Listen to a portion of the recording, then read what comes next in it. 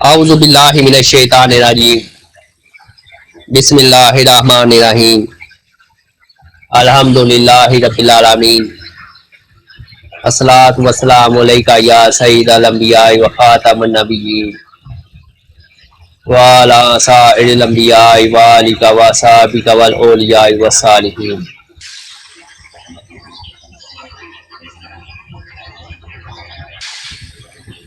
آج کا ٹاپک ہے نعت شریف کہ ہمیں کون سی نعت شریف سننی چاہیے اور کون سی نہیں سننی چاہیے۔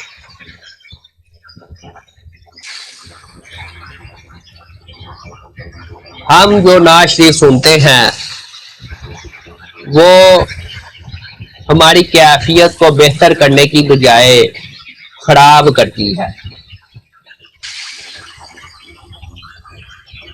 اس نعت شریف کو سن کر جو ہے ہمارے اندر قربانی کے جذبات کی بجائے کچھ دینے کی بجائے لینے کی بات ہوتی ہے۔ ہم نبی پاک کو کچھ دینے کی بجائے نبی پاک سے کچھ لینے کی بات کرتے ہیں کہ نعت شریف میں ذکر ہوتا ہے کہ یا رسول اللہ ہمیں بچے دے دے، کاروبار چلا دے، شریک ختم کر دے، جادو جنات ختم کر دے۔ تو اس طرح کی باتیں ہماری نعت شریف میں ہوتی ہیں۔ اس طرح کی چیزیں جو ہے ہم اپنی نعت شریف میں نبی پاک سے مانگتے ہیں۔ اس طرح کے جو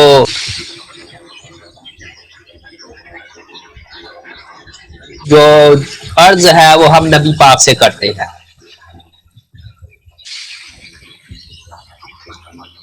تو ہمیں نعت شریف میں ان چیزوں کو نہیں مانگنا چاہیے، بلکہ ہمیں نبی پاک کی بارگاہ میں خود کو، اپنی جان، مال، اولاد، ہر چیز کو پیش کرنا چاہیے۔ اور ہماری نعت شریف سے بہتر شاعری جو ہے کفار نے عورت پر کی ہوئی ہے۔ ہماری نعت شریف سے بہتر شاعری کفار نے عورتوں پر کی ہوئی ہے کہ وہ عورت کی خاطر جان، مال، اولاد سب کچھ قربان کرنے کے جذبات پیدا کرتے ہیں ان کے گانے، جبکہ ہماری نعت شریف میں ہم بجائے نبی پاک کی خاطر سب کچھ قربان کرنے کی بجائے لینے کی بات کرتے ہیں۔ اور جو کفار نے شاعری عورت کے لیے کی ہوئی ہے وہی شاعری ہمیں نبی پاک کی ذات کے لیے کرنی چاہیے۔ جو شاعری کفار نے عورتوں کے لیے کی ہے نا، وہی شاعری ہمیں نبی پاک کی ذات کے لیے کرنی چاہیے کہ وہ عورت کی خاطر کہتے ہیں جی میں دنیا بلا دوں گا تیری چاہت میں، جبکہ ہم نبی پاک کی بارگاہ میں اس طرح کی شاعری کرنے کی بجائے نبی پاک سے مانگتے ہیں کہ کرم کر دو یا رسول اللہ، آپ آ کے ہمیں گناہوں سے بچا لو، یا رسول اللہ آپ ہمیں اولاد دے دو نیک، ہمیں اپنا فرما بردار بنا دو۔ تو یاد رکھے صحابہ کرام نے کبھی بھی نبی پاک کو اس طرح کی باتیں عرض نہیں کی کہ یا رسول اللہ دعا کر دو ہم گناہوں سے بچ جائیں، یا رسول اللہ دعا کر دو ہم جو ہے نیک ہو جائے۔ صحابہ کرام نبی پاک کی بارگاہ میں اس طرح کہتے تھے یا رسول اللہ ہم کریں گے، آپ جو فرمائیں گے ہم وہ کریں گے۔ یہ نہیں کہتے تھے کہ یا رسول اللہ آپ ڈنڈا لے کے ہمارے سر پر کھڑے ہو جاؤ ہم پھر کریں گے، پھر بھی ہم نہیں کریں بلکہ آپ ہی کروائیں گے۔ صحابہ کرام خود محنت کرتے تھے اور پھر کہتے تھے کہ نبی پاک کے صدقے اللہ کا کرم، نبی پاک کے صدقے اللہ پاک کا کرم ہے۔ تو ہماری جو شاعری ہے، ہمارے جو شاعر حضرات ہیں، ان کو نبی پاک کی ذات پر قربانی کا جو ہے نہیں ہے. وہ نبی پاک کی ذات پر قربانی کے جذبات پیدا کرنے والی نعتیں لکھتے ہی نہیں کہ جس سے وہ نبی پاک کی ذات پر جو ہے کچھ قربان کرنے والے جذبات پیدا ہو، ایمان پیدا ہو، ایمان تازہ ہو. جتنے بھی کلام ہیں ان میں قربانی کا آپ کو نہیں ملے گا، چند ایک کے علاوہ. چند ایک شاعروں نے نبی پاک کی ذات پر قربانی کے جو ہے جذبات پیدا کرنے کی شاعری کی ہے.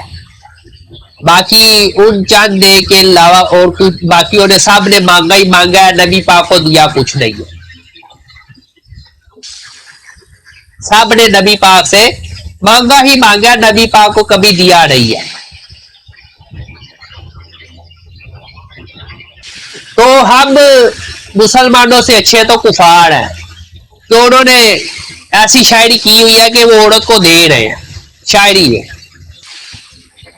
شاعری میں وہ عورت کو دے رہے ہیں اور ہم جو ہے نبی پاک سے لے رہے ہیں.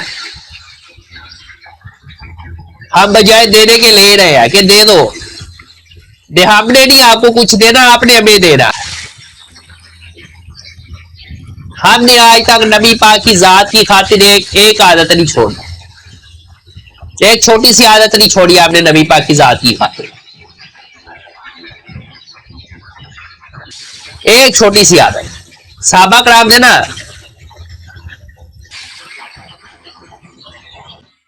صحابہ کرام تھے وہ نبی پاک سے کچھ نہیں لیتے تھے بلکہ دیتے تھے، بلکہ ان کی دینے کی کوشش ہوتی تھی نبی پاک کو. تو ہم لوگ جو ہے نبی پاک سے لینے کی بات کرتے ہیں، دینے کی بات نہیں کرتے. ہم نبی پاک سے لینے کی بات کرتے ہیں، دینے کی بات نہیں کرتے. ہمارا ذہن ہو گیا ہے کہ ہم میلاد ملا لیں گے، لنگر شریف تقسیم کر لیں گے تو اسی میں سب کچھ ہے. ہم ایک چھوٹی سی عادت جو ہے نا، ایک چھوٹی سی عادت وہ نبی پاک کی محبت میں نہیں بدل سکتے. نبی پاک کی محبت میں ہم چھوٹی سی عادت نہیں بدلتے.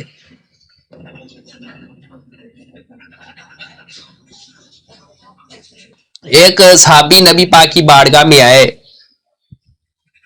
تو انہوں نے اسلام قبول کیا. انہوں نے نبی پاک کی بارگاہ میں اپنی 4 بری خصلتیں رکھی کہ مجھ میں یہ 4 بری خصلتیں ہیں. میں جھوٹ بولتا ہوں، شراب پیتا ہوں، زنا کرتا ہوں، چوری کرتا ہوں. تو نبی پاک نے فرمایا، نبی پاک کو وہ عرض کرنے لگے کہ ان میں سے ایک بری خصلت میں آپ کی محبت میں چھوڑوں گا، باقی 3 میں نے نہیں چھوڑنی. چاہے وہ باقی 3 میں نہیں چھوڑنے والا، ایک چھوڑوں گا آپ کی محبت میں. تو نبی پاک نے فرمایا کہ جھوٹ بولنا چھوڑ دو. تو انہوں نے پکا ارادہ کر لیا کہ اب جھوٹ نہیں بولوں گا. چلے گئے، چوری کرنے کا ارادہ ہوا تو چوری کرنے لگے. خیال آیا نبی پاک کی بارگاہ میں سچ بولنا پڑے گا. زنا کرنے لگے، پھر خیال آیا نبی پاک کی بارگاہ میں سچ بولنا پڑے گا. شراب پینے لگے، خیال آیا نبی پاک کی بارگاہ میں سچ بولنا پڑے گا، پھر چھوڑ دیا. تو بڑا بات یہ ہو رہی ہے کہ ہماری شاعری جو ہے وہ ایسی نہیں ہے کہ جس سے ہمارے اندر قربانی کے جذبات پیدا ہوں. ہماری شاعری ایسی نہیں ہے. ہمیں اپنی شاعری کو بہتر کرنا ہوگا. ہمارے جو شاعر ہیں ان کو شاعری کو بہتر کرنا ہوگا، اس میں قربانی کے جذبات پیدا کرنے ہوں گے. جو شاعری عورت کی محبت میں کی گئی ہے،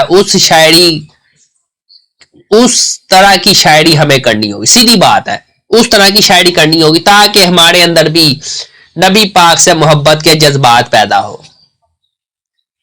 امیر بندہ ہے تو امیر بندے کے لیے شاعری الگ ہونی چاہیے، اس کی کیفیت کو بہتر کرنے کے لیے. غریب ہے تو غریب کے لیے شاعری الگ ہونی چاہیے. اس کی کیفیت کو بہتر کرنے کے لیے.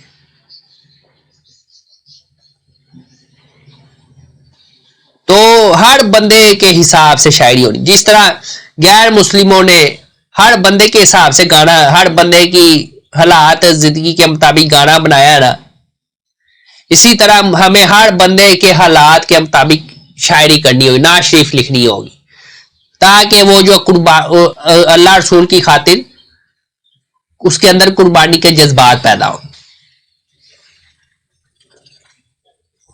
اللہ رسول کی خاطر اس کے اندر قربانی کے جذبات پیدا ہو، دینے کی بات ہو، لینے کی بات نہ ہو. ہماری شاعری میں تو لینے کی باتیں ہوتی ہیں، دینے کی بات تو ہوتی ہی نہیں ہے. ہماری شاعری میں تو لینے کی بات ہوتی ہے، دینے کی بات نہیں ہوتی. نعتیں جتنی مرضی سن لے، سب میں لینے کی بات ہو رہی ہے، دینے کی بات نہیں ہو رہی، صرف چند ایک کے علاوہ.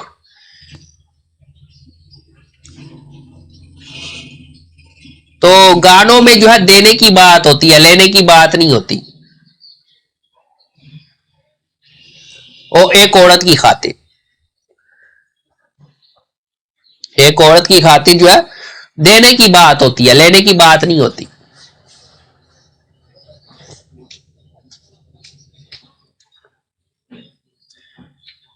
تو ہمارے شاعروں کو اس بات کو سمجھنا چاہیے کہ وہ دینے کی بات کرے، لینے کی بات نہ کرے. اور سب سے بڑھ کر ہمیں نبی پاک کی ذات کی خاطر دینے کی بات ہونی چاہیے. اسی لیے تو آج کے دور میں ہم چھوٹی چھوٹی چیزوں کی وجہ سے ڈرتے ہیں، کیونکہ دینے کی بات نہیں ہوتی، لینے کی بات ہوتی ہے. چھوٹا سے ایسے وہ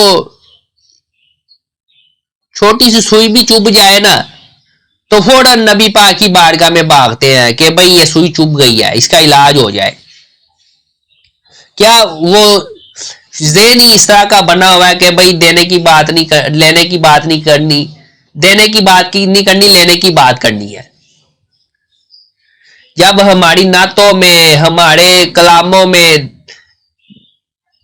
دینے کی بجائے لینے کی بات ہوگی تو اسی طرح ہوگا نا کہ سوئی بھی چبھے گی تو فوراً بھاگیں گے.